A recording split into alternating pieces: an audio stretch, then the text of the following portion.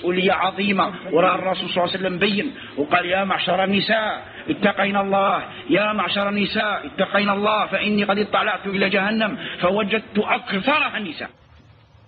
ورانا نشوف الرسول صلى الله عليه وسلم قال يا نساء خافوا ربي ذاك الوقت، حتى لما قال لهم بداوا ينحوا، حتى بداوا ينحوا في الخرس تاعهم وينحوا في البناجر تاعهم وينحوا في كذا ويرموا، ولا بلال يلاقي فالذهب وداه للرسول صلى الله عليه وسلم. قال احنا هذا الذهب وهذا الشيء اللي لوحنا في جهنم ما بغيناش.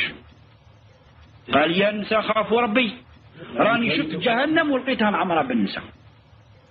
الرسول صلى الله عليه وسلم قال مش انا اللي قلت، قال راني طلعت الجهنم ولقيتها معمرة بالنساء ورانا نشوفه.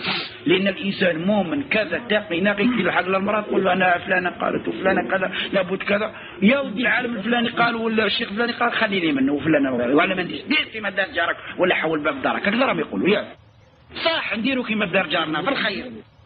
أما الإنسان كما هذا الرسول صلى الله عليه وسلم قال لي إما لا يكون أحدكم إما يقول أنا مع الناس أنا مع الناس أنا مع الناس، لا ولكن وطنوا أنفسكم، إن أحسن الناس أن تحسنوا وإن أساءوا تجتنبوا إساءتهم. ما يكونش الإنسان إما يقول لك أنا مع الناس كيما دارون دي علاش ندير، إلا داروا الخير دير، داروا الشر بعد وري لهم علمهم.